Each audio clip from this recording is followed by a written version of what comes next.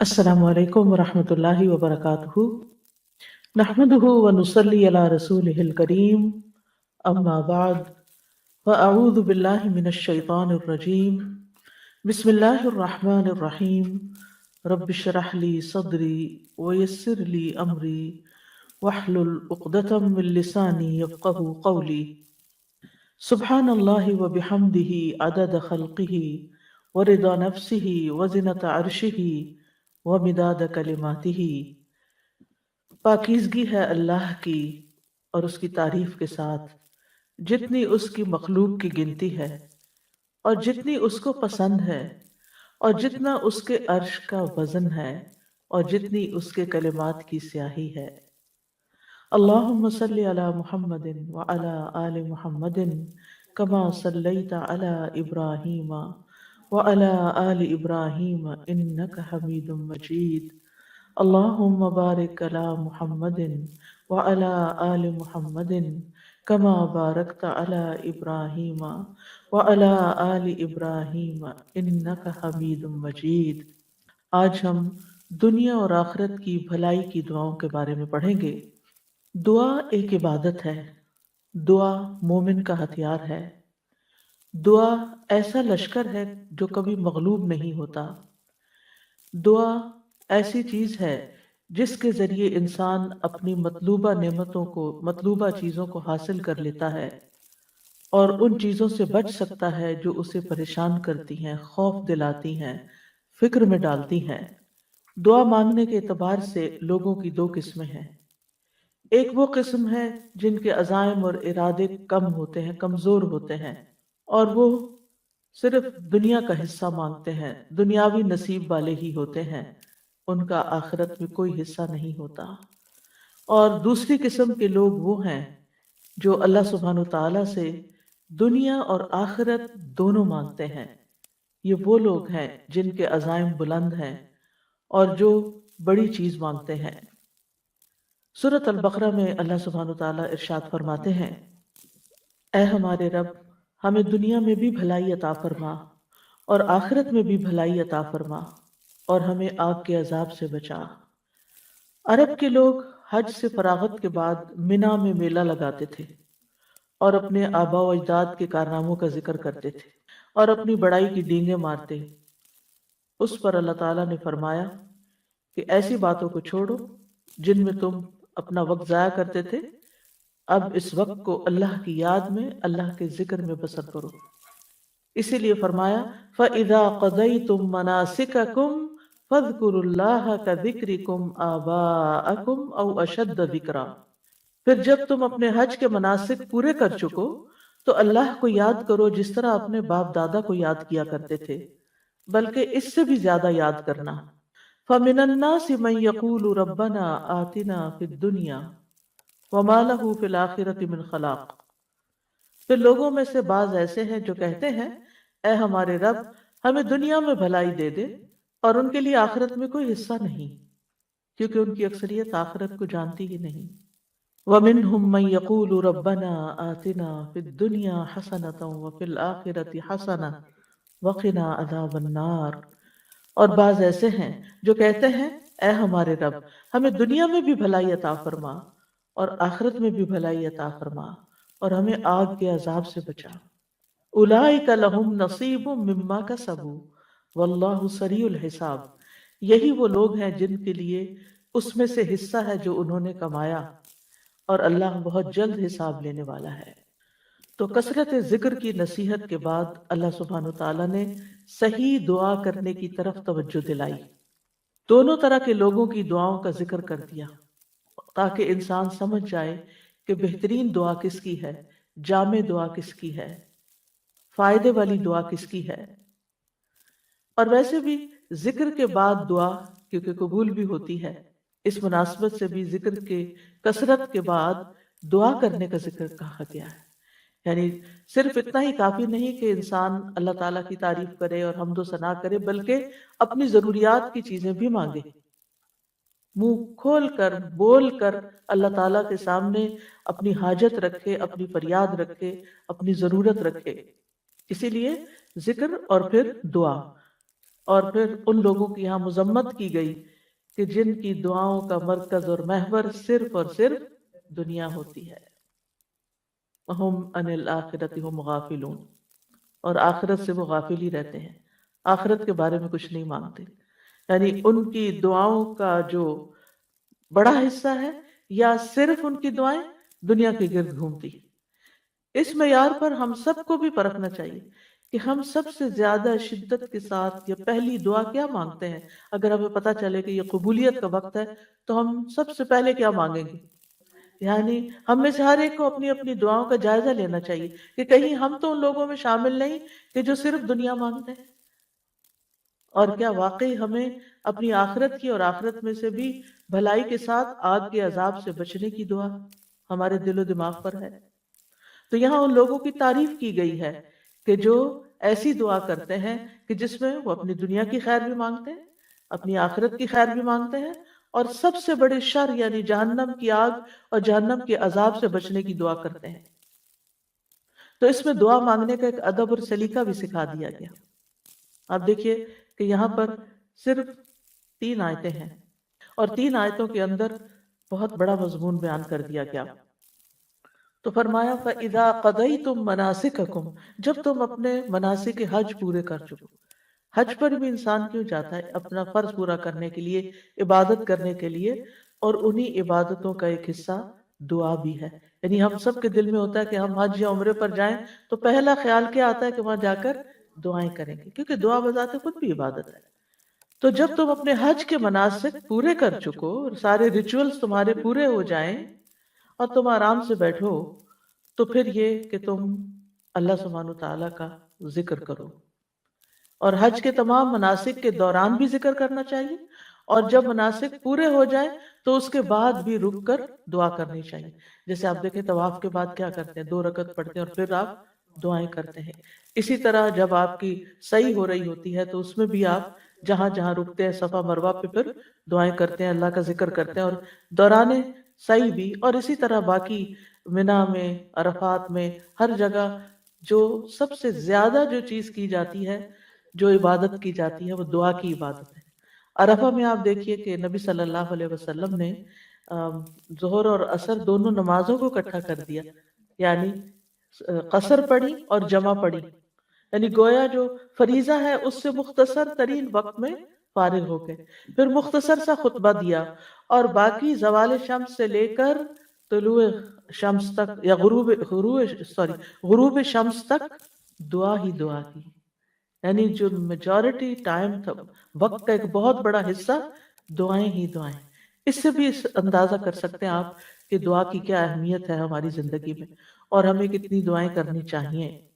اور پھر یہ کہ نسک میں نہ صرف یہ جو آتے ہیں بلکہ جانور ذبح کرنا اور قربانی اور یہ تمام چیزیں بھی آتی ہیں. تو مراد یہ ہے کہ جب قربانی ہو جاتی ہے تو پھر ایک طرح سے حج کے سب تمام مناسک ادا ہو جاتے ہیں، اور اس وقت انسان اللہ کا ذکر کرے، یعنی حج سے فارغ ہونے کے بعد مراد ہے. اسی طرح جب ہم نماز سے فارغ ہو جاتے ہیں تو آخر میں ہماری سب سے اہم چیز دعا ہی ہوتی ہے. اور اس ذکر سے جو یہاں پر کہا گیا ہے اس سے مراد ایک تو منا کے دنوں کی تکبیرات ہے کہ سب سے زیادہ ذکر ان کا ہونا چاہیے، اللہ کی بڑائی بیان کرنی چاہیے.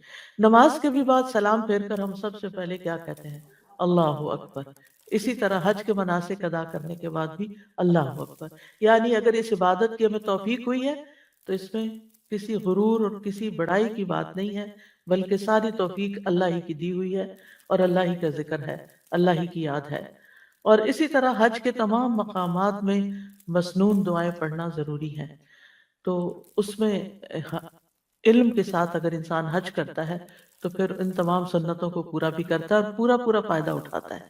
اس لیے حج پر جاتے ہوئے سب کچھ سیکھ کر جانا چاہیے، دعائیں بھی یاد کر کے جانا چاہیے، اور اگر حافظہ کمزور ہو تو دعاؤں کی کتابیں ساتھ لے کے جانی چاہیے تاکہ کوئی چیز مانگنے سے رہ نہ جائے.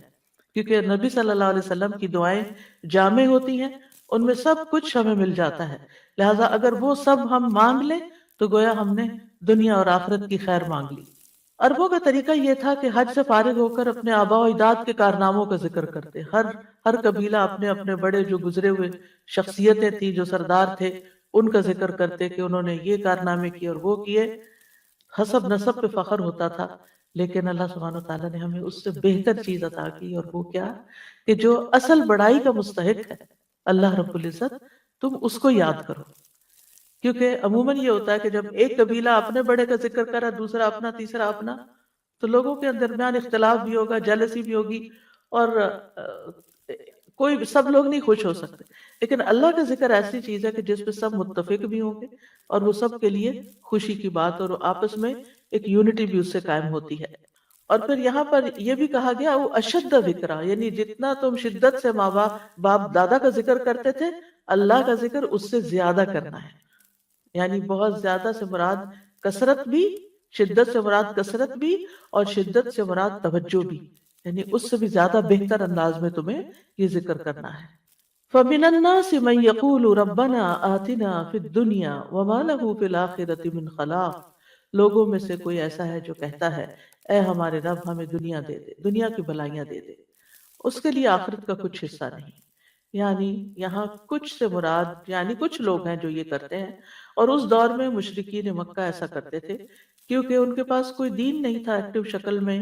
کہتے تو تھے ہم دین ابراہیمی پر ہیں، لیکن وہ طور طریقے بھول چکے تھے، تو وہ آخرت کے تصور سے غافل تھے، آخرت کو نہیں مانتے تھے، یا آخرت کے حساب کتاب یا آخرت کی جزا سزا پر ان کا یقین نہیں تھا۔ وہ کہتے تھے وما ہی الا حیاتنا الدنیا نموت و نحیا وما یہلکنا الا الدہر، کہ ہماری زندگی بس یہ دنیا کی زندگی ہے، ہم اسی میں جیتے مرتے ہیں، اور زمانے کی جو رفتار ہوتی ہے اس کے ساتھ یعنی وقت گزر جاتا ہے، جس کا وہ مر جاتا ہے، بات ختم۔ لیکن نبی صلی اللہ علیہ وسلم نے آ کر خاص طور پر مکی صورتوں کے اندر سب سے زیادہ جس عقیدے کو انسٹل کیا وہ توحید اور آخرت پر ایمان کا تھا، اور اس طرح ان کو صرف دنیا نہیں بلکہ ہماری وہ زندگی جس میں ہمیں ہمیشہ رہنا ہے اس کی بھلائیاں مانگنے کا سبق سکھا دیا گیا۔ ابن عباس کہتے ہیں کہ کچھ عرب مواقف پہ یعنی عرفات یا حج کے مشاعر میں آتے اور کہتے اے اللہ اس سال کو بارش، خوشحالی اور اچھی اولاد کے حصول کا سال بنا دے۔ آخرت کی بہتری سے متعلق وہ کوئی دعا نہیں کرتے تھے، تو اللہ تعالیٰ نے ان کے بارے میں یہ آیت نازل فرمائی۔ امام بغوی کہتے ہیں کہ اللہ نے اس سے مشرکین مراد لیے ہیں وہ حج کے موقع پر اللہ تعالیٰ سے دنیا کے سوا کچھ نہیں مانگتے تھے۔ وہ کہتے تھے یا اللہ ہمیں بکریاں، اونٹ، گائے اور غلام عطا کر۔ ان کی دنیا یہی تھی۔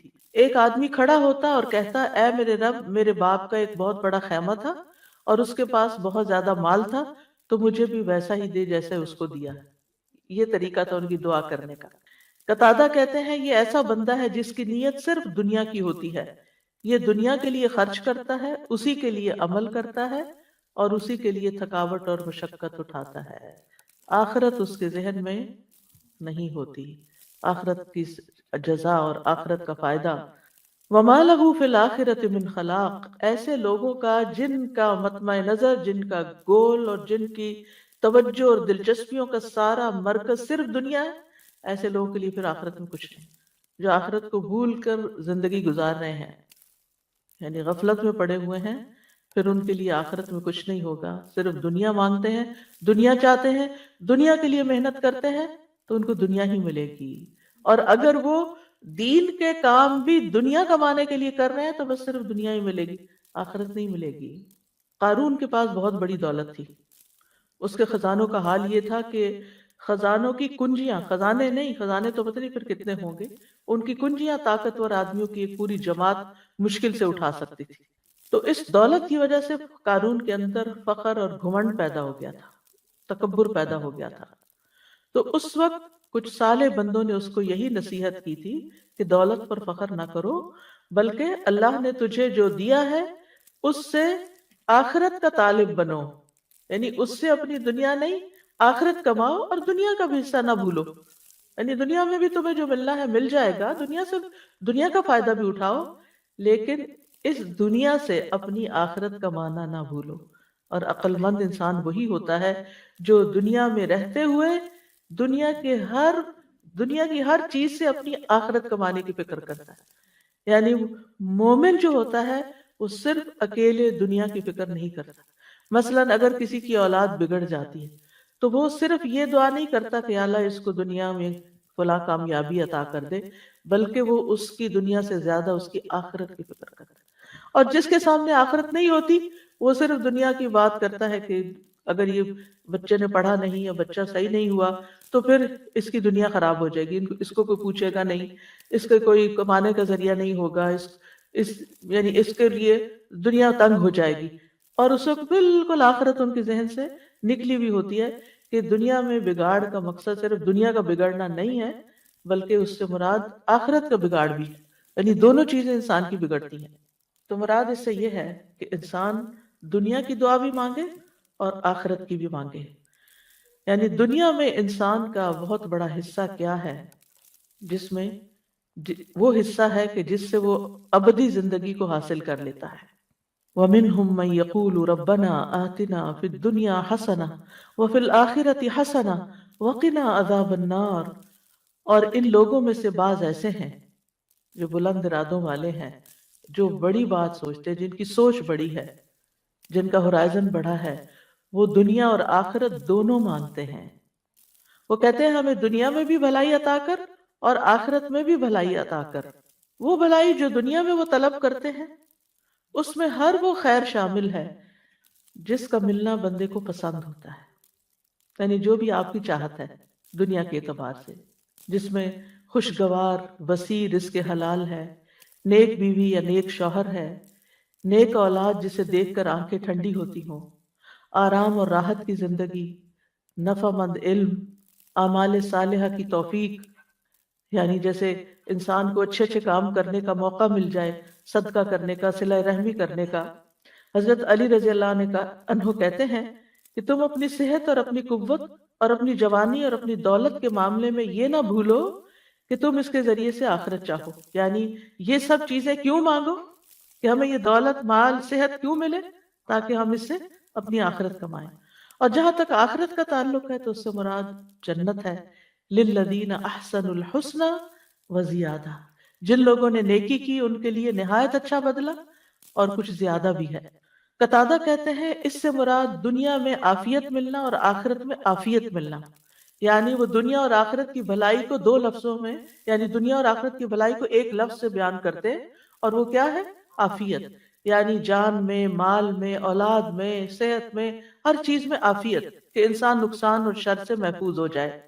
اور اس میں کوئی حرج کی بات نہیں کہ انسان اپنی آخرت کے ساتھ ساتھ دنیا میں جو چیزیں وہ چاہتا ہے وہ اس کو نصیب ہوں، اور اس میں مثلاً یہ کہ وہ اپنی ویل بینگ کے بارے میں، اپنی صحت کے بارے میں، اپنی طاقت کے بارے میں دعا کرتا ہے تو کوئی حرج نہیں، لیکن وہ اس کے بیک آف مائنڈ ضرور یہ بات ہونی چاہیے کہ اللہ تعالیٰ جو بھی مجھے دے میں اس سے پھر اپنی آخرت کے لیے، اللہ کی رضا کے لیے زیادہ کام کر سکوں۔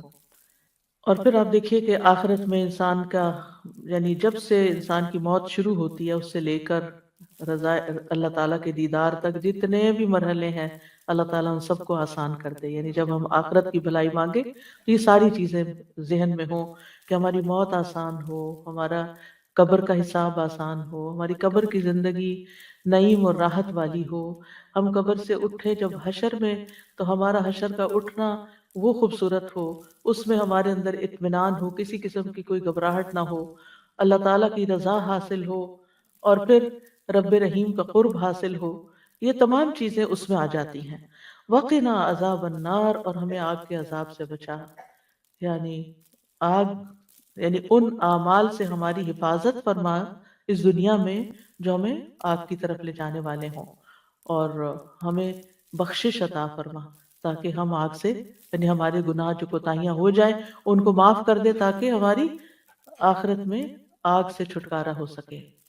اولئک لہم نصیب، ایسے لوگوں کو حصہ ملتا ہے کس سے؟ مما کسبوا، اس کے مطابق جو انہوں نے کمائی کی، یعنی دنیا کے لیے جو کوشش محنت کرو گے دنیا میں ملے گا، اور آخرت کے لیے جتنی کوشش محنت کرو گے وہاں ملے گا۔ یعنی یہ ساتھ بتا دیا گیا، دعا اپنی جگہ ہے لیکن ساتھ کوشش چاہیے، کیونکہ عام طور پر ہم ایک طرف ہو جاتے ہیں، یا صرف کوشش پہ فوکس کر دیتے ہیں یا صرف دعا پہ فوکس کرتے ہیں، اور تو اس پہ اب آپ دیکھیے کہ کتنی جامع ہے تین آیات، ذکر سے آغاز ہوا، دنیا اور آخرت کی دعا مانگنے کو کہا گیا، بھلائی کی دعا مانگنے کو کہا گیا، آگ کے عذاب سے بچنے کو کہا گیا، اور اس کے ساتھ ساتھ کوشش کی طرف توجہ دلائی گئی۔ اور واللہ سریع الحساب، اللہ بہت جلد حساب لینے والا ہے۔ یعنی اللہ سبحانہ وتعالیٰ کے لیے کچھ بھی مشکل نہیں کہ وہ سارے بندوں کے ایک ایک عمل کا حساب کر دے، ذرے ذرے کا۔ وَمَن يَعْمَلْ مِثْقَالَ ذَرَّةٍ خَيْرًا يَرَهُ، یعنی جہاں کوشش کی بات ہوئی تو پھر ذرے کے برابر بھی اگر کوئی نیکی کرتا ہے تو وہ اس کو دیکھ لے گا، اپنے اعمال نامے میں پا لے گا، چھوٹی سے چھوٹی نیکی بھی۔ اور اگر گڑبڑ کی، کوئی غلط کام کیا، چھوٹی سے چھوٹی برائی بھی وہاں نظر آ جائے گی۔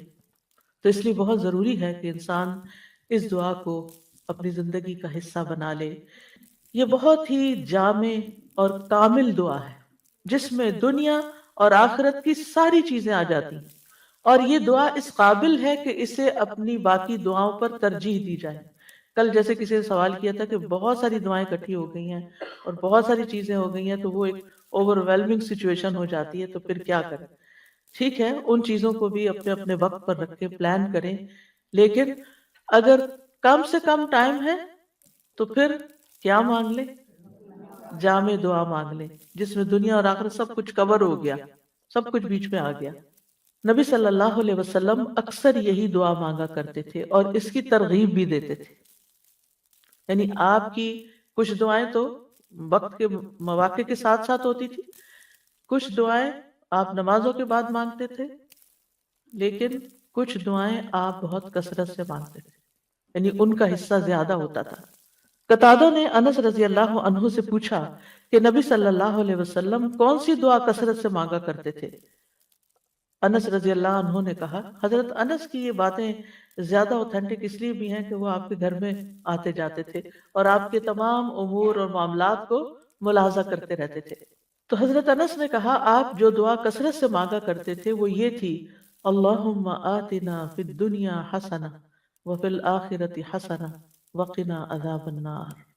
انس رضی اللہ عنہ جب کوئی ایک دعا مانگنا چاہتے تو یہی دعا مانگتے تھے، یعنی جب اتنا ہی وقت ہو کہ آپ ایک دعا صرف مانگ سکیں۔ اور جیسے اذان اور اقامت کے بیچ میں دعا قبول ہوتی ہے، بعض امام صفوں میں کھڑے ہو جاتے ہیں جب نمازی، اس وقت دعا قبول ہوتی ہے، تو پھر یہ کہ نماز شروع ہو جاتی، آپ یہ تھوڑی کہ نماز چھوڑ کے دعائیں کرنا شروع کر دیں، تو ایک چھوٹے سے وقت میں آپ فوراً ربنا آتنا فی الدنیا حسنۃ وفی الآخرۃ حسنۃ وقنا عذاب النار۔ اور خاص طور پر اس وقت جب انسان کو کچھ سمجھ نہیں آ رہی ہوتی، مانگوں کیا، میری بھلائی کس میں ہے، تو پھر انسان بھلائی مانگ لے، دنیا کی بھی اور آخرت کی بھی۔ اور یہ دنیا اور آخرت کی بھلائی کو جمع کرنے والے کلمات ہیں۔ انس بن مالک کہتے ہیں ان سے کہا گیا تمہارے بھائی بصرہ سے آئے ہیں، یعنی کچھ لوگ دوست وغیرہ ملنے کے لیے آئے ہیں۔ وہ اس وقت بصرہ کے کونے میں رہتے تھے، یعنی جس طرح آؤٹ اسکرٹس میں رہتے ہیں، تو ڈاؤن ٹاؤن سے یا سٹی سینٹر سے وہ ان کو ملنے کے لیے آئے۔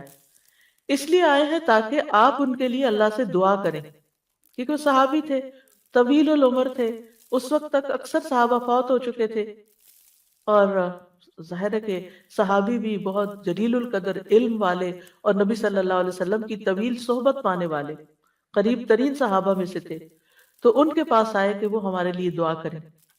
انہوں نے کہا اللہم اغفر لنا وارحمنا وآتنا فی الدنیا حسنہ وفی الآخرۃ حسنہ وقنا عذاب النار۔ لوگوں نے اس سے زیادہ دعا کی خواہش کی، کچھ اور دعا کریں۔ انہوں نے پھر یہی کہہ دیا، کہا کہ اگر تمہیں یہ مل گیا، یہ دعا قبول ہو گئی، تو تمہیں دنیا اور آخرت کی خیر مل گئی، ساری بھلائی مل گئی، کچھ بھی نہیں چھوٹے گا، پھر بات ہی ختم۔ کتنا خوبصورت ہے ہمارا دین کہ جو ہمیں مختلف مواقع کی مناسبت سے بہترین چیزیں سکھا دیتا ہے، جس میں اتنا بڑا بڑا فائدہ ہے۔ یہ خزانوں کی کنجیاں ہیں، خزانے ہیں یہ، جن کی ہم قدر نہیں کرتے۔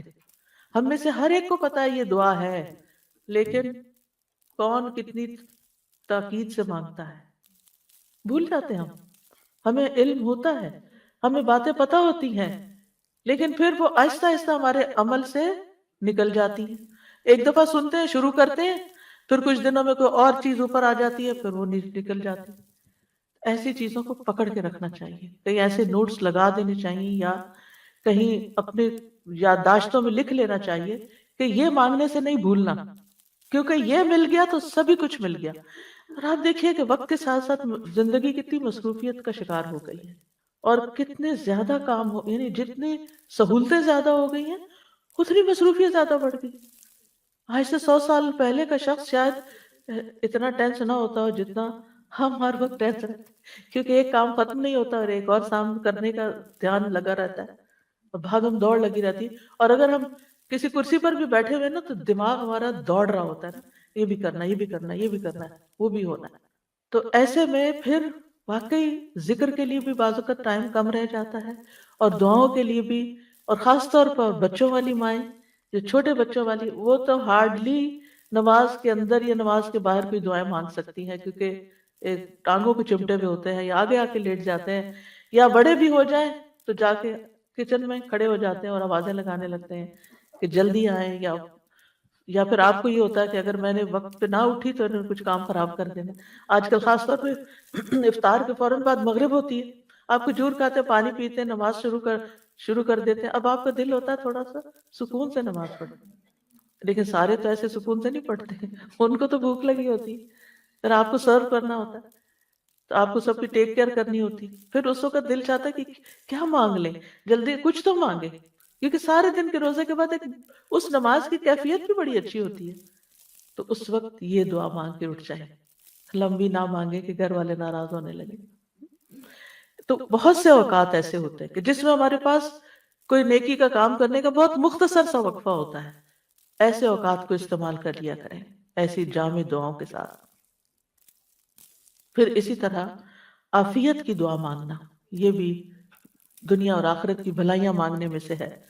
حضرت انس سے روایت ہے کہ رسول اللہ صلی اللہ علیہ وسلم نے مسلمانوں میں سے ایک ایسے شخص کی، بیمار شخص کی عیادت کی جو لاغر ہو کر چوزے کی طرح ہو گیا تھا، بالکل سکڑ سا گیا۔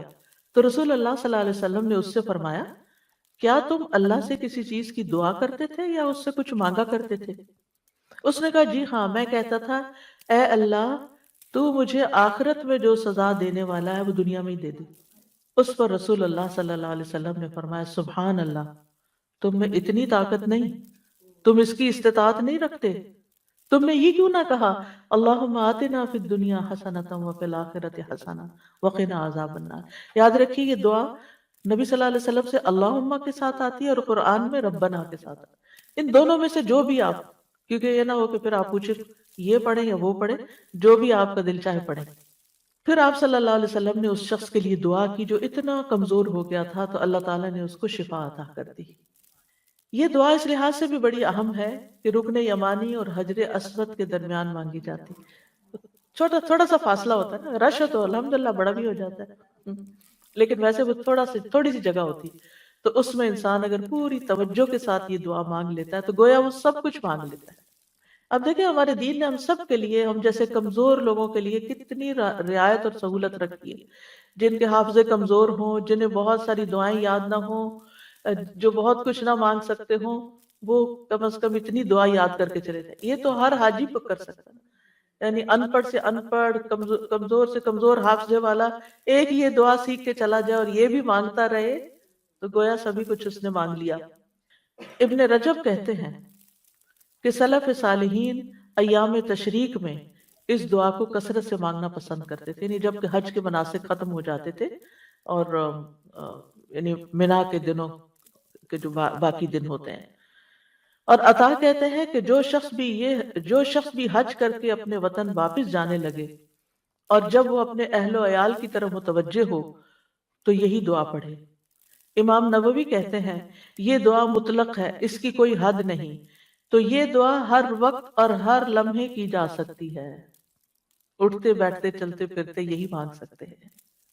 نماز میں، نماز کے علاوہ دیگر اوقات میں، دعا کو شروع کرتے وقت، دعا کے اندر، مریض کی شفا کے لیے بھی، اور باقی مواقع پر بھی، قبولیت کے اوقات میں، یعنی ہر موقع پر آپ یہ دعا پڑھ لیں۔ یعنی یہ دعا تو ہم میں سے ہر ایک کو لازماً زبانی یاد ہونی چاہیے تاکہ جب دل چاہے اس کو پڑھ لیں۔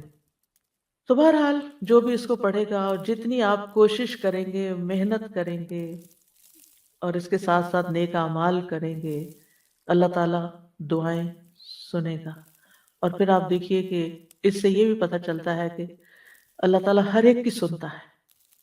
من الناس من یقول، صرف دنیا مانگتا ہے اور کوئی صرف دنیا اور آخرت دونوں مانگتا ہے. من الناس، لوگوں میں سے، یہ نہیں کہا مومنوں میں سے. جو بھی مانگے گا اس کو ملے گا. لیکن آخرت کی بلائیاں تو جو آخرت پر ایمان رکھتا ہے اسی کو ہی نصیب ہوگی. بہرحال اللہ سبحانہ و تعالی بندوں سے جلد حساب لینے والا ہے، اور یعنی کہ قیامت کے دن بیک وقت وہ سب سے حساب لے سکتا ہے. اللہ کی قدرت بہت بڑی ہے، اور دنیا میں بھی اس کو بندوں کا حساب لیتے ہوئے دیر نہیں لگتی. اس لیے ہر موقع پر، ہر تکلیف کے موقع پر اسی کی طرف پلٹنا چاہیے. اس دعا سے ایک اور بات بھی پتہ چلتی ہے کہ دنیا سے زیادہ آخرت کا حصہ ہے اس دعا میں. دعا کا ایک حصہ ربنا آتنا فی الدنیا حسنہ، اور دوسرا حصہ وفی الآخرۃ حسنہ وقنا عذاب النار. آخرت کے لیے دو چیزیں مانگی گئی ہیں. پھر آپ دیکھیے ربنا کہہ کر دعا شروع کی گئی ہے، یعنی اللہ تعالیٰ کے نام الرب کے ساتھ، اس کی صفت ربوبیت کے ساتھ. اور پھر اس دعا سے یہ بھی پتہ چلتا ہے کہ مانگنے والا جو ہے وہ بلند عزائم رکھتا ہے، بڑی سوچ کا مالک ہے. یہ بھی یاد رکھیے کہ آخرت کے ساتھ ساتھ دنیا مانگنے میں کوئی برائی نہیں ہے، کہ ہمیں خود سکھا دیا گیا ہے. یعنی بعض لوگ ایکسٹریمسٹ ہوتے ہیں، وہ جب دین کی بات کرتے ہیں تو دنیا کو بالکل بھول جاتے ہیں. اور بعض لوگ آئیڈیلسٹ ہوتے ہیں، دنیا بھی آئیڈیل ہو جائے اور آخرت بھی. تو بات یہ ہے کہ دنیا کبھی بھی آئیڈیل نہیں ہو سکتی. دنیا جو ہے، دنیا تو دب سی دنیا ہے، گھٹیا ہے، کم تر ہے. وہ آخرت کے مقابلے میں تو پانی کا قطرہ بھی نہیں ہے. تو اس لیے یہاں انسان کو جو کچھ ملا ہے وہ دراصل آخرت کمانے کے لیے ملا ہے. یعنی آپ دنیا میں اچھی صحت، مال، رزق، ہر چیز کیوں مانگے؟ تاکہ یہ چیزیں زیادہ ہوں گی تو اس سے آپ کی آخرت میں زیادہ کنٹریبیوشن ہو سکے گی. ورنہ دنیا میں جتنا کچھ انسان کو ملتا ہے وہ سب کچھ استعمال نہیں کر سکتا. سب کچھ نہیں آپ استعمال کر سکتے. یعنی اگر آپ نے مانگ بھی لیا اور دنیا کٹھی بھی ہو گئی آپ کے پاس، آپ کو دنیا میں 10 گھر مل گئے رہنے کے لیے، کہاں رہیں گے؟ ایک ہی گھر میں رہیں گے نا. ورنہ زندگی پراگندہ ہو جائے گی، پریشان حال ہو جائیں گے. کچھ لوگ ہوتے ہیں نا، وہ کبھی یہاں رہتے ہیں، کبھی وہاں رہتے ہیں، کبھی کہیں جاتے ہیں، کبھی کہیں جاتے ہیں. کہیں چین ہے نہیں ان کو، کیونکہ زندگی میں مقصد کوئی نہیں ہے. ایک جگہ گھبرائے تو دوسری جگہ چل پڑے. تو دنیا کا حال تو یہ ہے کہ نہ ہو تب بھی مشکل، زیادہ ہو جائے تب بھی مشکل. ایک ٹانگ ادھر ایک ادھر. تو انسان کو دنیا مانگتے ہوئے جو بھی وہ دنیا کا حصہ مانگے گا برا نہیں سوچنا چاہیے، برا نہیں فیل کرنا چاہیے کہ ہائے میں دنیا مانگ رہا ہوں، ہاں یہ اچھا نیک انسان ہے، عابد، زاہد، پائس، یہ دنیا بھی مانگتا ہے. ہاں دنیا مانگتے ہیں، کیوں؟ اس لیے تاکہ دنیا میں ذلیل و خوار نہ ہو لوگوں کے ہاتھوں. اور دنیا اچھی ہوگی تو اس سے آخرت بھی اور اچھی ہو جائے. زیادہ مال ہوگا، زیادہ صدقہ خیرات کریں گے، زیادہ اچھی صحت ہوگی، زیادہ عبادت کریں گے، زیادہ روزے رکھیں گے، زیادہ نیکی کے کام کریں گے. زیادہ اولاد ہوگی تو، اور پھر وہ نیک بھی ہوگی تو زیادہ صدقہ جاریہ ہوں گے. یعنی جو چیز بھی آپ کی یہاں زیادہ ہوگی دنیا کی، اور آپ اس کو صحیح سے استعمال کریں گے تو وہ اتنا ہی زیادہ آپ کا آخرت کا حصہ بڑھتا چلا جائے گا. لیکن اگر کوئی شخص یہ ساری چیزیں صرف دنیا کی خاطر مانگتا ہے تو پھر نقصان ہے. یعنی وہ مال جو صرف دنیا کے کام آئے، وہ عزت جو صرف دنیا کی حد تک ہو، یہ پھر خسارے کا سودا ہے. اور اگر انسان دین کا بھی، اپنی دینداری کا بھی اظہار کرتا ہے لیکن اس کے پیچھے بھی نیت خراب ہے کہ اس کو عزت ملے، شہرت ملے، اس کا نام ہو، اس کو لوگ پسند کریں، لوگ اس سے محبت کریں، تو اس سے آخرت میں بھی کچھ نہیں ملنے والا. تو اس لیے انسان کو حسنہ مانگنی چاہیے، اور اس میں نیت پھر آخرت کمانے کی ہونی چاہیے. اور یہ بھی ہے کہ اپنی دعاؤں میں رغبت اور رہبت، امید اور خوف دونوں چیزیں شامل ہونی چاہیے جیسے اس دعا کے اندر ہے. اور آپ دیکھیے کہ قرآنی دعائیں جو ہیں وہ بڑی ہی جامع دعائیں ہیں، اور اس میں تمام مقاصد پورے ہوتے ہیں جن کی انسان اپنی دنیا اور آخرت کی فکر کرتا ہے. ہاں ان آیات سے یہ پتہ ضرور چلتا ہے کہ صرف دنیا طلب کرنے کی مذمت، صرف دنیا مانگنا برا ہے، کیونکہ دنیا کو آخرت پر ترجیح نہیں دینی چاہیے۔ لیکن ہماری کمزوری یہی ہے، بل تؤثرون الحیات الدنیا والآخرت خیر و ابقا، تم دنیا کی زندگی کو ترجیح دیتے ہو، حالانکہ آخرت کہیں بہتر اور زیادہ باقی رہنے والی ہے، اور آخرت کے مقابلے میں دنیا ہے بھی بہت قلیل۔ اگر آپ نے صرف دنیا مانگی اور بہت دنیا بھی مل گئی آپ کو، پھر بھی بہت تھوڑی ہے، کیونکہ قل متاع الدنیا قلیل والآخرت خیر لمن اتقی، آخرت تو تقوی کے ساتھ ملے گی، اور دنیا کی متاع تو جتنی بھی مل جائے وہ کم ہی ہے، کیونکہ ختم ہونے والی ہے، دنیا عارضی ہے اور آخرت ہمیشگی کا گھر ہے، اور اصل زندگی آخرت ہی کی زندگی ہے۔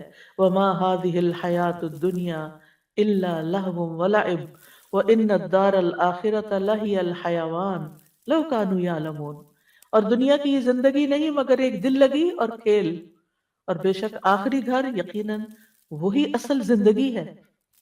یعنی دنیا میں 100 سال بھی مل جائیں تب بھی ختم ہو جائیں گے، لیکن آخرت میں زندگی کبھی ختم نہیں ہوگی، زندگی تو وہ ہے جو کل شروع ہوگی، یقیناً وہی اصل زندگی ہے۔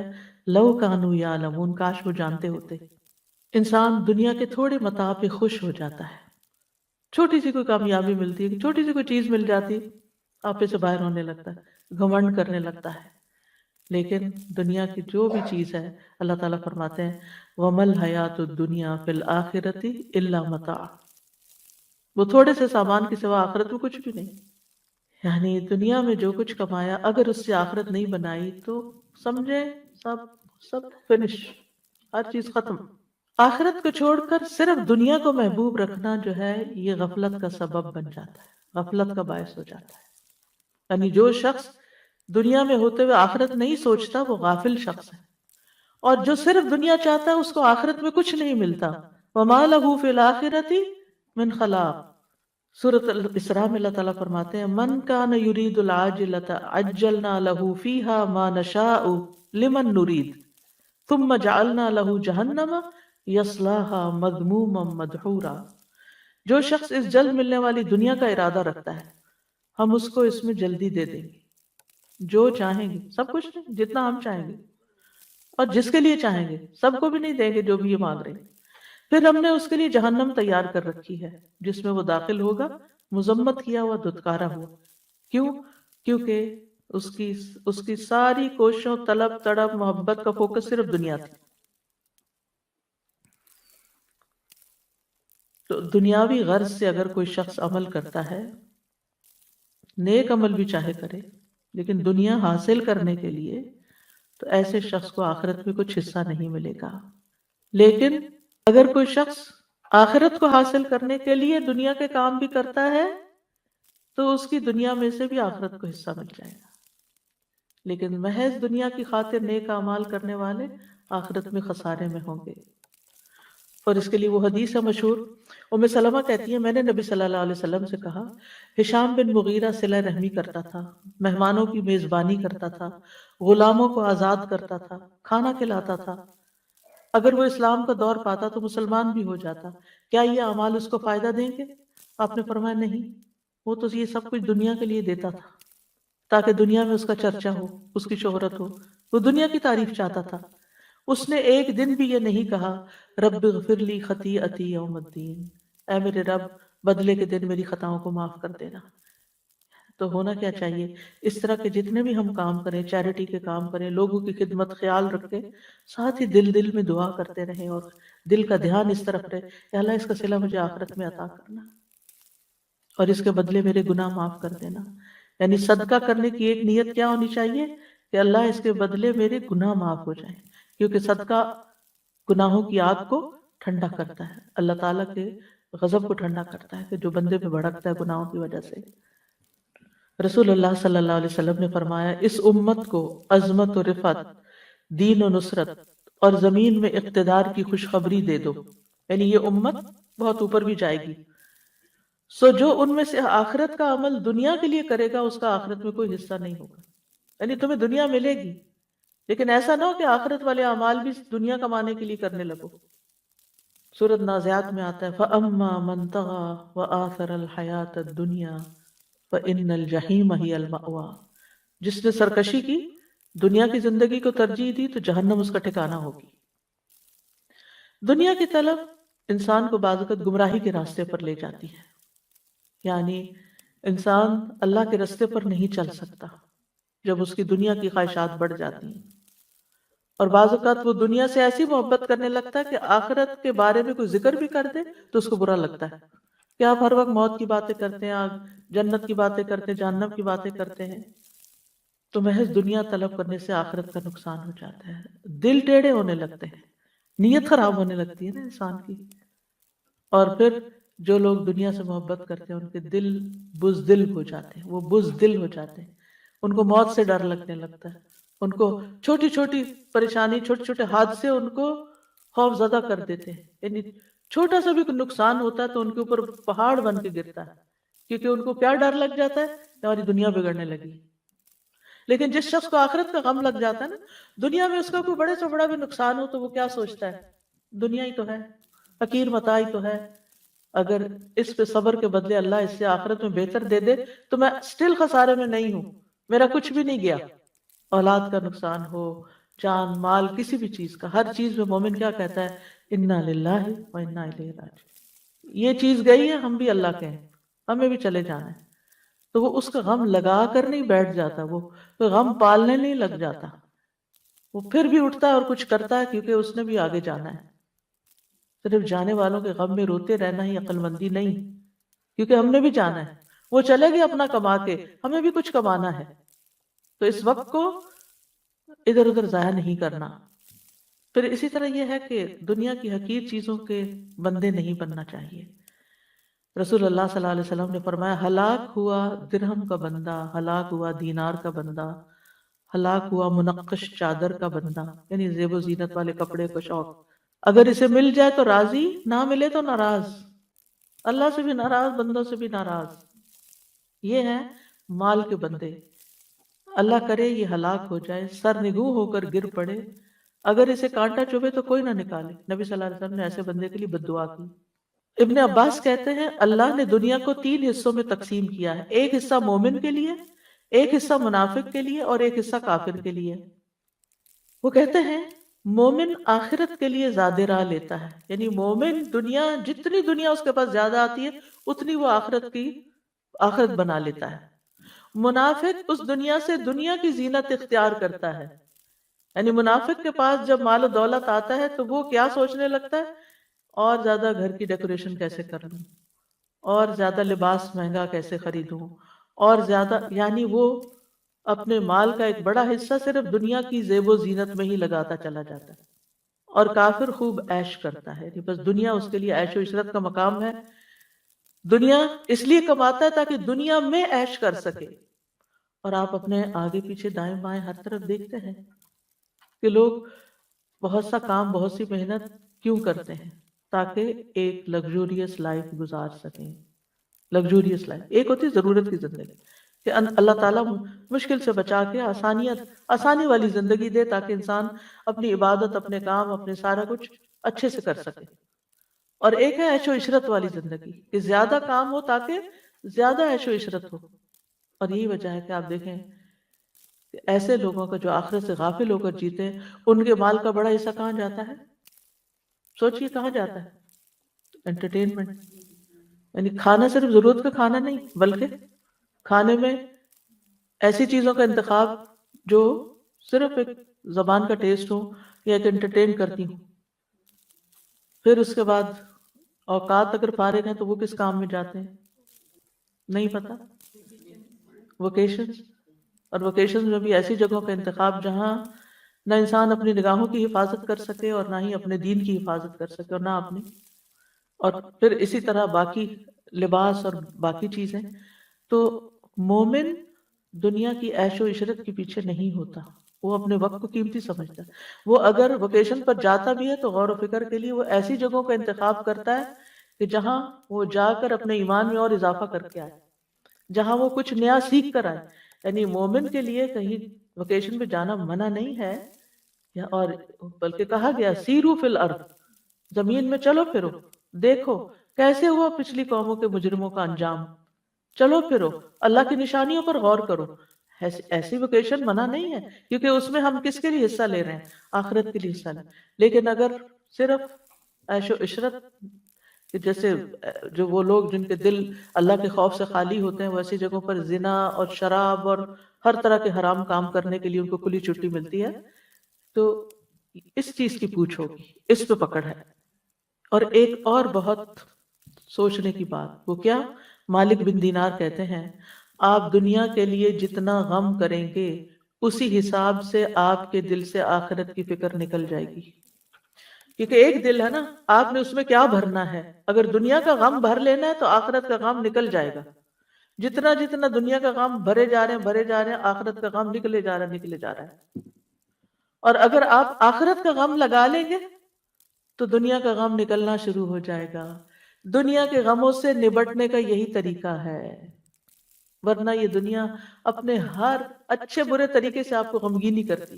بہت ساری نعمتیں مل جائیں وہ بھی غمگین کر دیتی ہیں کہ یہ پرانی ہو جائیں گی، یہ ختم ہو جائیں گی، یہ ان چیزوں کا ملنا بھی غم۔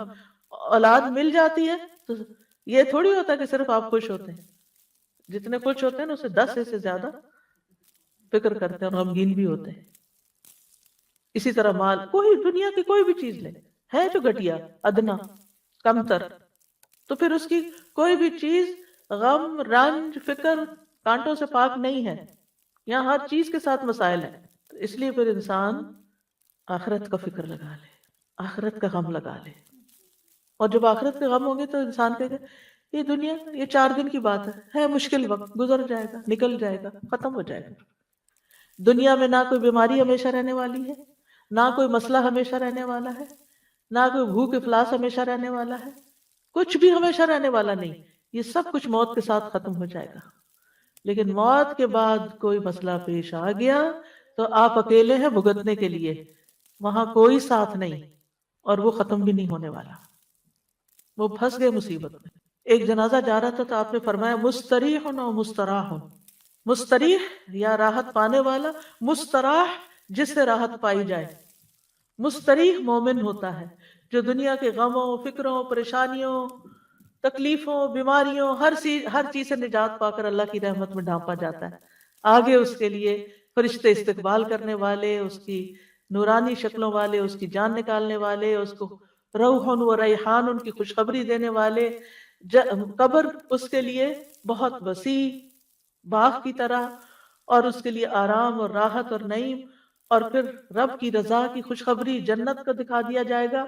مستریح وہ دنیا میں نہیں جانا واپس، غموں کا گھر، وہ دنیا میں رہنے کو پسند ہی نہیں کرے گا۔ ہاں سوائے ایک کے جو شہید ہو کر آئے، وہ ایک دفعہ بھیجے وہی لذت پا کر آؤں اللہ کی راہ میں جان دینے کی جو پہلے پائی۔ باقی کوئی جو مومن وہاں جس کو اچھا استقبال مل گیا، بس اس کی تو عیش ہو گئی۔ اب عیش ہی عیش ہے۔ پھر قیامت کے دن اٹھے گا، وہاں راحت ہے، اللہ تعالیٰ سے ملاقات انتہائی خوشگوار ہے، اور پھر اس کے بعد حساب کتاب، میزان پہ نبی صلی اللہ وہ جو حوض کوثر پر نبی صلی اللہ علیہ وسلم سے ملاقات ہے، پل صراط میں آنکھ جھپکتے کی دیر میں گزر گئے، پھر آگے جنتیں، راحتیں، نعمتیں، اللہ کا دیدار، کیا کچھ ہے مومن کے لیے۔ مستریح، اور دوسرا ہے مستراح۔ وہ کون ہے؟ جو مرتا ہے تو لوگوں کو سکون ملتا ہے، لوگوں کی زندگی آرام میں آتی ہے، کیونکہ اس نے اتنا فساد مچایا ہوا ہوتا ہے فرعون کی طرح دنیا میں، کہ جب ایسے فرعون دنیا سے جاتے ہیں، ایسے فسادی لوگ دنیا سے جاتے ہیں، ایسے فسادی لوگ گھر سے نکلتے ہیں، تو گھر والے شکر کرتے ہیں، اللہ تیرا شکر ہے تو نے اٹھا لیا اس بندے کو، ہماری جان آسان ہو گئی۔ ایسے نہ بنے کہ لوگ آپ کے مرنے کی دعائیں کرنے لگے، لوگوں کے فائدے کے بنے، لوگوں کے کام کے بنے۔ کچھ لوگ ایسے ہوتے ہیں جن کی زندگیاں گھر والوں نے حرام کی ہوئی ہوتی ہے، اور بعض اوقات صرف ایک خاتون یا ایک مرد کی وجہ سے وہ زندگی حرام، ابیوسو ہسبینڈ، یعنی کوئی کام سیدھا نہیں، کوئی بات سیدھی نہیں، ہر بات پہ گالیاں گلوچ، مار کٹائی، لڑائی جھگڑے۔ آپ یقین کریں اس وقت روزے سے ہوں، یعنی شاید ہی کوئی دن، یا پھر شاید ہی کوئی یعنی مہلت ایسی جاتی یعنی وقت ویک ایسا جاتا ہے کہ جس میں اس قسم کی باتیں نہ سننے کو ملیں، کہ جس میں خواتین اپنے ہسبینڈز کی برائیاں اور ان کی تکلیفیں یا ساس کی برائیاں یا کسی اور کی، یعنی لوگوں نے لوگوں کو ہی دکھی اور پریشان کر کے رکھا ہوا ہے، لوگوں نے لوگوں کی زندگیاں حرام کی ہوئی ہیں، گھر میں لڑائیاں، بچوں کی طرف سے پریشانیاں، لگتا ہے کہ کوئی گھر خالی نہیں ہے اس سے، لوگوں کو آخرت بھول گئی ہے، اسی لیے وہ اپنی زبان سے تو دوسروں کو تکلیف دیتے ہیں، اسی لیے وہ دوسروں کے اوپر ظلم ڈالتے ہیں، اسی لیے بدتمیزی اور بد اخلاقی کرتے ہیں کہ کوئی ان کو پوچھنے والا نہیں ہے۔ اگر انہیں اللہ کا ڈر ہو، اللہ کا تقوی ہو، انہیں فکر ہو کہ قبر میں بھی جانا ہے، فرشتے نے جان لینے بھی آنا ہے، اور ایسا بے بس ہو کے پڑا ہوگا کہ کوئی بھی مدد نہیں کرے گا، تو رہ جائے گا یہ سارا دنیا کا ساز و سامان۔ بعض اوقات صرف مال کے پیچھے جھگڑے ہیں، بہن بھائی خون کے رشتے آپس میں کٹے ہوئے اور ایک دوسرے پہ مقدمے کر رہے ہیں، ایک دوسرے سے لڑائیاں کر رہے ہیں، یعنی حد ہی ہو گئی ہے فتنے فساد کی کہ آپ جدھر نظر اٹھا کے دیکھتے ہیں، جس بندے کے پاس بیٹھتے ہیں وہیں کوئی نہ کوئی ایسے ظلم کی داستانیں ہیں۔ ہم کدھر کو جا رہے ہیں؟ ہم کیا کر رہے ہیں؟ ہمیں اپنی آخرت بھولی ہوئی ہے، اس لیے یہ سب کچھ ہے، چھوٹے سے دنیا کے حقیر مال و متاع کے لیے آپس کی لڑائیاں ہو رہی ہیں۔ تو بہرحال جو دنیا کا غم لگاتا ہے وہ آخرت سے غافل ہو جاتا ہے، اور جو آخرت کا غم لگاتا ہے وہ دنیا کے غم سے آزاد ہو جاتا ہے، اور خاص طور پر جو ہی موت آتی ہے مستریح۔ اس لیے مومن جو ہے وہ موت کی تیاری کرتا ہے، فکر کرتا ہے کہ وہاں پریشانی نہ ہو، لیکن اس کو ایک پل خوشی بھی اندر سے ہوتی ہے کہ جانے سے فائدہ ہی ہے اگر اللہ تعالیٰ لے جاتا ہے۔ لیکن جو شخص دنیا سے محبت کرتا ہے اس کو دنیا چھوڑنے کا بھی بڑا غم ہے کہ میں دنیا چھوڑ آیا، وہ جس کو میں نے دن رات کمایا، وہ میرے کاروبار، وہ میرے بزنس، وہ میری جابیں، وہ میرے مال، وہ میرا بینک بیلنس، وہ کدھر گیا سب کچھ؟ یعنی ایک وہ شخص ہے جس کو ڈاکٹر کہتے ہیں بس آپ کے پاس 2 مہینے ہیں، اور اس نے اپنی آخرت کے لیے تیاری کی ہوتی ہے تو وہ سکون سے ان 2 ماہ کو گزارتا ہے اللہ کا ذکر کرتے ہوئے، اللہ کا یاد کرتے ہوئے۔ اور ایک وہ شخص ہے جس نے صرف دنیا میں اپنا سب کچھ لگایا ہوتا ہے، جب اس کو وہ موت کی خوشخبری کوئی دے دیتا ہے کہ اب تو آپ کے پاس گنے چنے دن ہیں، تو اس کو یہ غم پھر بھی کم ہوتا ہے کہ آگے کیا ہونا ہے میرے ساتھ، اس کو پھر یہ غم ہوتا ہے کہ میرے پیچھے اس مال کا کیا ہوگا، ہائے افسوس میں اس سے فائدہ نہ اٹھا سکا جس کے لیے میں نے چوری کی، ڈاکے ڈالے، غضب، لوگوں کے مال غصب کیے، حرام کھایا، اور ظلم اور زیادتی کے ساتھ میں نے اپنی زندگی گزاری۔ تو اس لیے ابھی وقت اور مہلت ہے ہمارے پاس، ہم اپنے رویوں کو ٹھیک کر لیں، ہم صبر سے کام لیں، ہم اپنے اخلاق کو اچھا کر لیں، اور ہم اپنی آخرت کو کسی قیمت پر نہ جانے دیں۔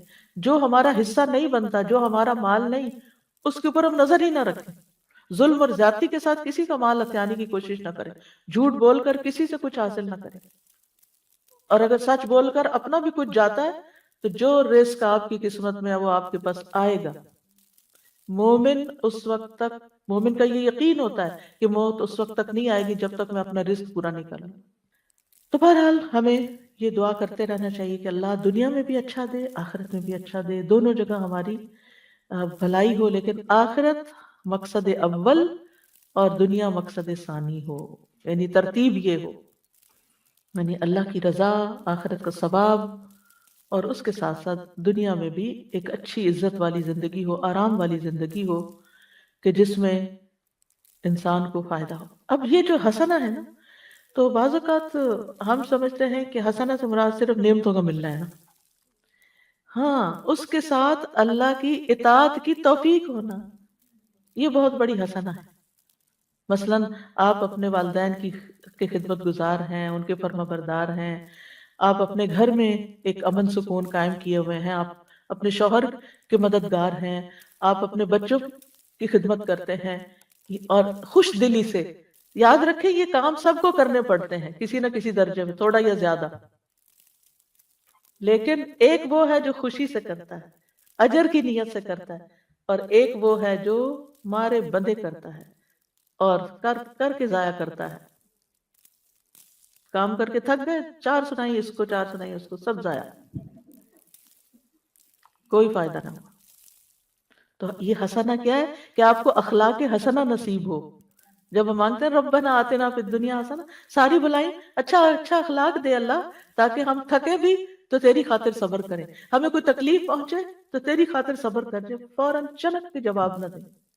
ایک یعنی بعض لوگ ہوتے ہیں اتنی سی بات برداشت نہیں کرتے، ذرا سی بات برداشت نہیں کرتے، کسی نے ذرا سا کچھ کہہ دیا فوراً پلٹ کے جواب، اور ایسا جواب کے پہلے سے بھی زیادہ دوسرے کا دل جلا دیا۔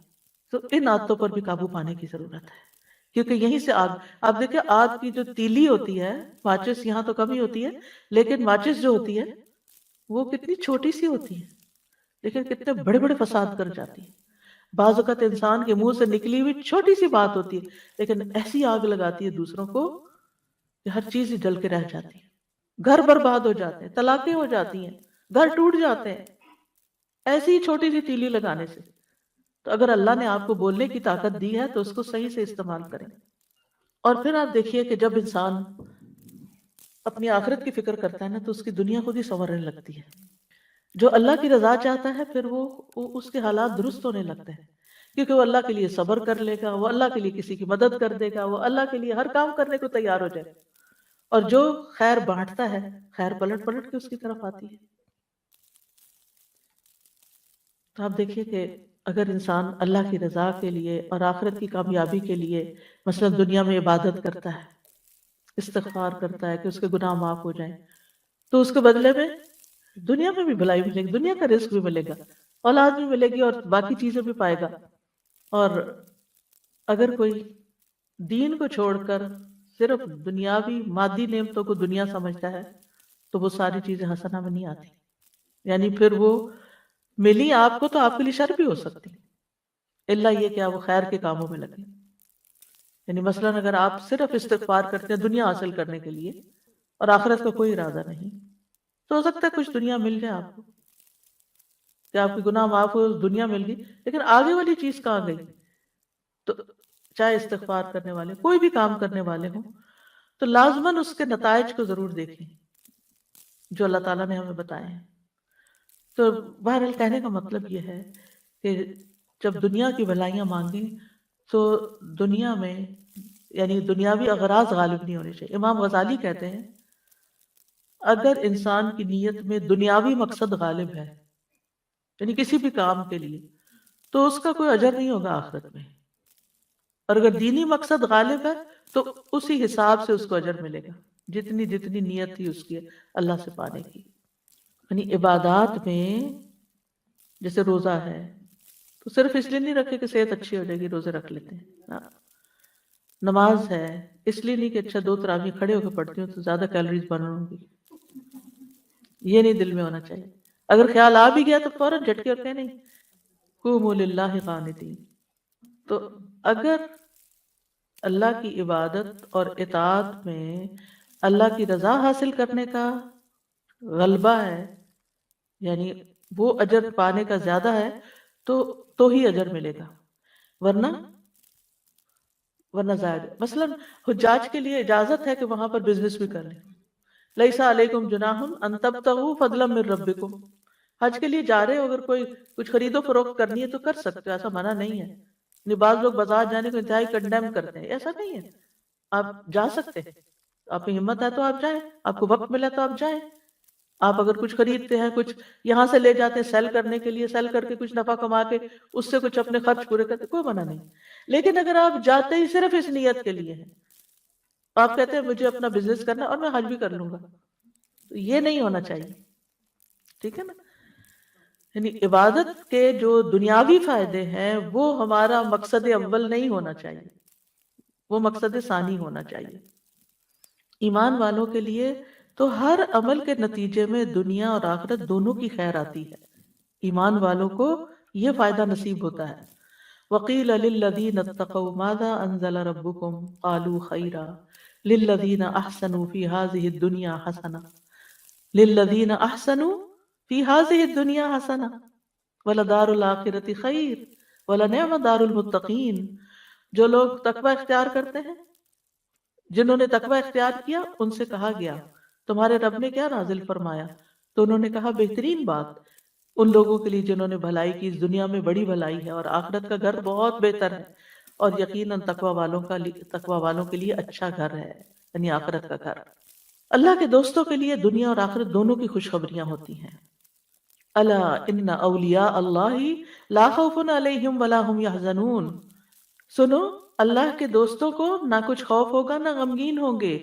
کون ہے اللہ کے دوست؟ الذین آمنوا وکانوا یتقون، وہ جو ایمان لائے اور وہ تقوی اختیار کرتے ہیں. لہم البشری فی الحیات الدنیا، ان کے لیے دنیا کی زندگی میں بھی خوشخبری ہے. وفی الآخرہ، آخرت میں بھی خوشخبریاں ہیں. لا تبدیل لکلمات اللہ، اللہ کی باتیں نہیں بدلتی، اللہ کی باتیں بالکل سچی ہیں. ذالک هو الفوز العظیم، یہ ہے عظیم الشان کامیابی، یہ سب سے بڑی کامیابی، اور یہ مومن کو ہی ملتی ہے، کیونکہ مومن کے لیے دنیا کی نعمتیں حرام تھوڑی ہیں. قل من حرم زینۃ اللہ التی اخرج لعبادہ والطیبات من الرزق قل ہی للذین آمنوا فی الحیاۃ الدنیا خالصۃ یوم القیامہ. کہہ دیجیے اللہ کی وہ زینت جو اس نے اپنے بندوں کے لیے پیدا کی اور رزق میں سے پاکیزہ چیزیں کس نے حرام کی. کہہ دیجیے یہ چیزیں دنیا کی زندگی میں ان لوگوں کے لیے جو ایمان لائے، اور قیامت کے دن بھی خالصتاً ان کے لیے ہوں گی.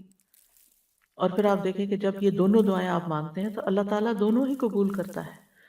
جابر کہتے ہیں رضی اللہ عنہ، میں نے نبی صلی اللہ علیہ وسلم سے سنا، آپ فرماتے تھے رات میں ایک گھڑی ایسی ہے جو مسلمان بندہ اس کو پا لیتا ہے، اس میں وہ دنیا اور آخرت کی کسی بھی خیر کا سوال کرتا ہے، اللہ تعالیٰ وہ بھلائی اس کو ضرور عطا کر دیتا ہے. اس لیے رات کو جب سائیڈ بدلے کچھ نہ کچھ مانگ لیا کریں، کیا پتہ یہی وہ گھڑی ہو.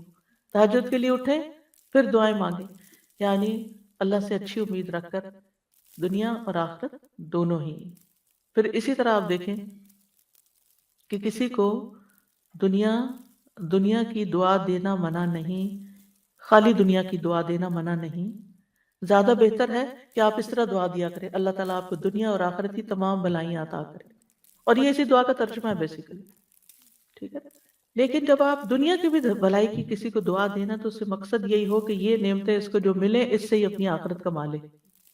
یہ ٹولز ہیں آخرت کے لیے. حضرت انس کہتے ہیں نبی صلی اللہ علیہ وسلم ہمارے ہاں تشریف لائے، وہاں میری والدہ اور میری خالہ ام حرام کے سوا کوئی نہیں تھا، یعنی 2 مرد 2 عورتیں، نبی صلی اللہ علیہ وسلم اور حضرت انس اور 2 خالہ، یعنی امی اور خالہ. آپ نے فرمایا کھڑے ہو جاؤ میں تمہیں نماز پڑھاؤں. فرض نماز کے وقت کے علاوہ کی نماز تھی، نفل نماز سے، تو آپ نے جماعت سے نماز پڑھائی ہوتی، جیسے آج کل ہم تراویح پڑھتے ہیں، اور کچھ لوگ جماعت مسجد میں پڑھ کے آ جاتے ہیں گھر اور پھر گھر تراویح پڑھ لیتے ہیں، ایسا بھی کیا جا سکتا ہے. پھر آپ صلی اللہ علیہ وسلم نے ہمارے سب گھر والوں کے لیے دنیا اور آخرت کی تمام بھلائیوں کی دعا کی. یہ آپ کی سنت، آپ کا طریقہ ہے نا. کسی کے گھر جائیں تو اس گھر میں آپ اس طرح نماز بھی پڑھ سکتے ہیں اور گھر والوں کو دعا بھی دے سکتے ہیں. اس کے بعد میری ماں کہنے لگی اللہ کے رسول صلی اللہ علیہ وسلم یہ آپ کا چھوٹا سا خدمت گزار ہے، اس کے لیے خصوصی دعا کریں، یعنی حضرت انس. تو آپ نے میرے لیے ہر بھلائی کی دعا کی. میرے لیے آپ نے جو دعا کی اس کے آخر میں یہ تھا اللہم اکثر مالہ و ولدہ و بارک لہ فیہ، اے اللہ اس کا مال اور اس کی اولاد زیادہ کر اور اس کے لیے ان میں برکت ڈال دے. یعنی آخر میں دعا کا یعنی صرف دنیا کی یہ 2-3 چیزیں مانگی. تو یہ دعا دینے کا طریقہ بھی آنا چاہیے، یعنی دوسروں کو ہم سب سے بہترین تحفہ جو دے سکتے ہیں وہ دعا کا تحفہ ہے، اور دل سے دینی چاہیے، صرف تکلفاً اور رسماً نہیں ہونی چاہیے. اور پھر یہ کہ دنیا اور آخرت کی ہر بھلائی کی دعا کرنی چاہیے، اور اس کے علاوہ کوئی خاص دعا آپ کسی کو دینا چاہے تو وہ بھی دے سکتے ہیں. اب دنیا کی بھلائی میں کیا کیا چیزیں شامل ہیں خاص طور پر، یعنی پہلے کچھ اس کا ذکر تو ہو چکا ہے اجمالی طور پر، لیکن اب ٹو دا پوائنٹ چند باتیں کروں گی. سب سے پہلے یہ کہ سب سے بڑی دولت اور نعمت دنیا میں اسلام ہے، دین ہے. الحمدللہ اللہ نے ہمیں یہ دولت عطا کی ہے، ہمیں مسلمان پیدا کیا، ہمیں دین دیا.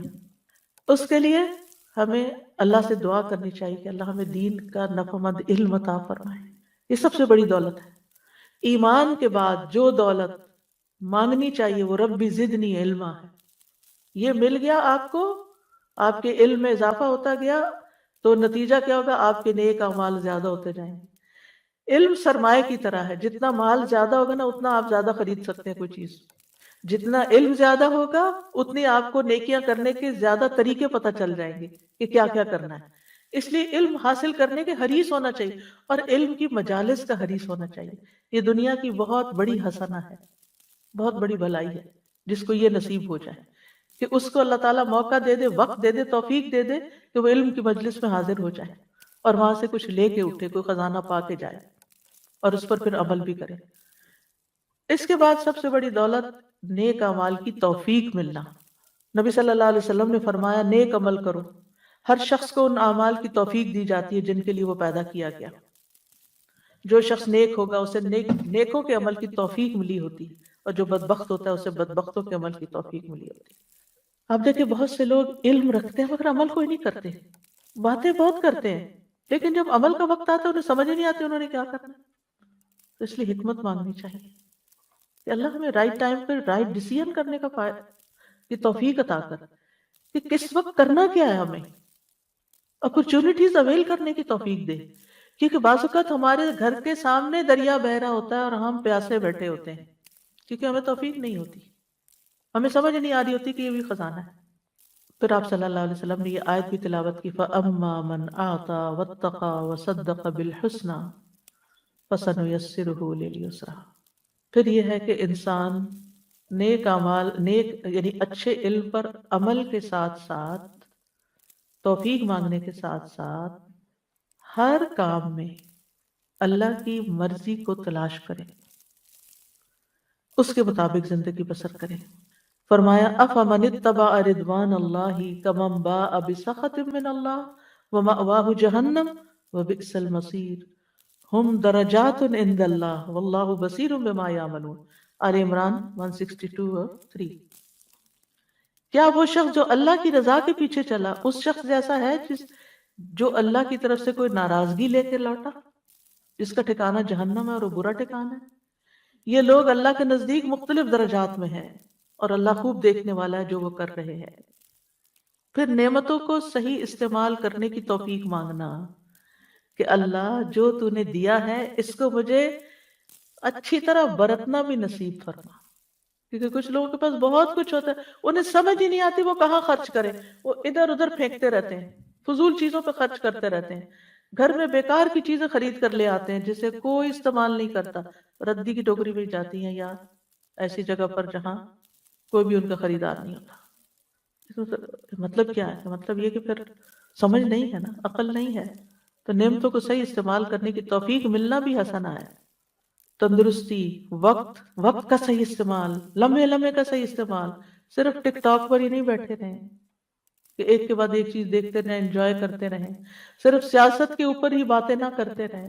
افسوس یہ کہ آج کل اچھے بھلے عقل مند مسلمان جو قرآن پڑھے ہوئے ہیں، دین جانتے ہیں، وہ رمضان کی رحمتوں اور برکتوں سے فائدہ اٹھانے کی بجائے اپنی اپنی شخصیت پرستی میں مبتلا ہو کر اپنی اپنی شخصیتوں کے ترانے پڑھ رہے ہیں یا مخالفوں پر سچے جھوٹے الزام لگا رہے ہیں۔ کیا کما رہے ہیں؟ سوچو کیا کما رہے ہو؟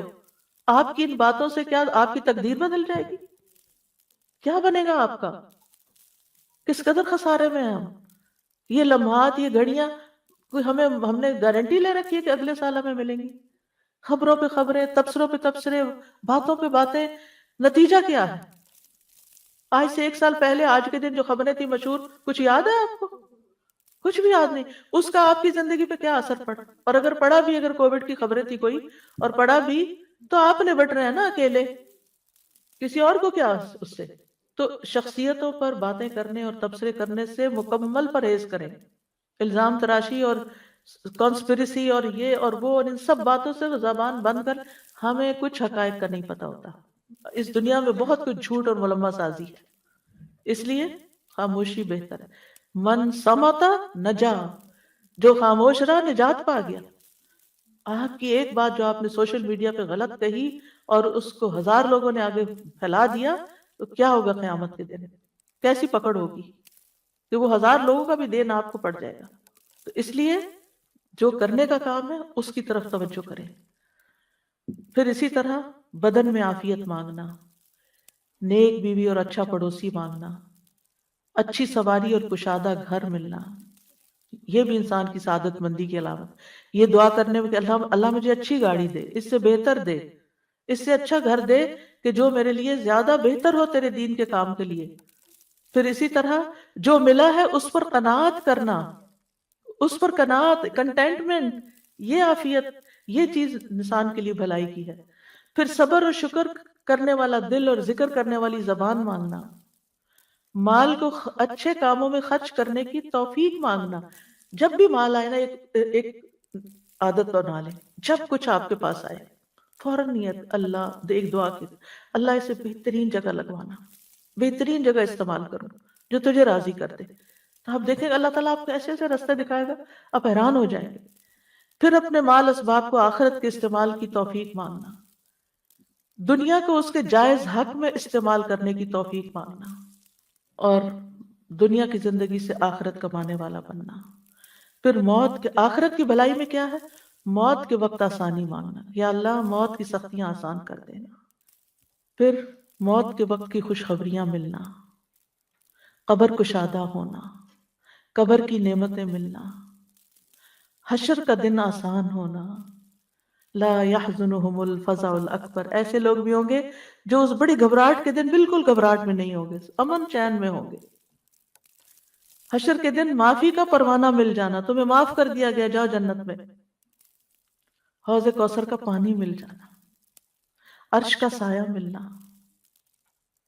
نامہ اعمال دائیں ہاتھ میں ملنا، پل صراط تیزی سے عبور کرنے کی توفیق مل جانا، جنت میں داخلہ اور جہنم سے بچاؤ مل جانا، جنت میں رب کا دیدار نصیب ہونا. کیونکہ اہل جنت کو اللہ کے دیدار سے زیادہ کوئی چیز عزیز نہیں ہوگی، سب نعمتیں بھول جائیں گے جب وہ اللہ کو دیکھیں. اللہ ہمیں ان لوگوں میں شامل کر لے. ربنا آتنا فی الدنیا حسنہ وفی الآخرة حسنہ وقنا عذاب النار. اللہم انی اسألک العافیة فی الدنیا والآخرة. اللہم انی اسألک العفو والعافیة فی دینی ودنیاي وأہلی ومالی. اللہم استر عوراتي وآمن روعاتي. اللہم احفظنی من بین یدی ومن خلفی وعن یمینی وعن شمالی وأعوذ بعظمتك أن أغتال من تحتي. اللهم اغفر لنا وارحمنا وارزقنا. اللهم إنا نعوذ بك من ضيق الدنيا وضيق يوم القيامة. اللهم إنا نعوذ بك من الكسل والهرم وسوء الكبر وفتنة الدنيا وعذاب القبر. اللهم أصلح لي ديني الذي هو عصمة أمري، وأصلح لي دنياي التي فيها معاشي، وأصلح لي آخرتي التي فيها معادي. واجعل الحياة زيادة لي في كل خير، واجعل الموت راحة لي من كل شر. اللهم إني أسألك خير المسألة وخير الدعاء وخير النجاح وخير العمل وخير الثواب وخير الحياة وخير الممات. وثبتني وثقل موازيني وحقق إيماني وارفع درجاتي وتقبل صلاتي واغفر خطيئتي وأسألك الدرجات العلى في الجنة. اللهم إني أسألك فواتح الخير وخواتمه وجوامعه وأوله وظاهره وآخره وظاهره وباطنه والدرجات العلى من الجنة. آمين. اللهم إني أسألك خير ما آتي وخير ما أفعل وخير ما أعمل وخير ما بطن وخير ما ظهر والدرجات العلى من الجنة. آمين. اللهم إني أسألك أن ترفع ذكري وتضع وزري وتصلح أمري وتطهر قلبي وتحسن فرجي وتنبر قلبي وتغفر لي ذنبي وأسألك الدرجات العلى من الجنة. آمين. اللهم إني أسألك أن تبارك في نفسي وفي سمعي وفي بصري وفي روحي وفي خلقي وفي خلقي وفي أهلي وفي محياي وفي مماتي وفي محياي وفي مماتي وفي عملي فتقبل حسناتي وأسألك الدرجات الأولى من الجنة. آمين. ربنا تقبل منا إنك أنت السميع العليم وتب علينا إنك أنت التواب الرحيم. وصلى الله تعالى على خير خلقه محمد وعلى آله وأصحابه وأهل بيته أجمعين برحمتك يا أرحم الراحمين.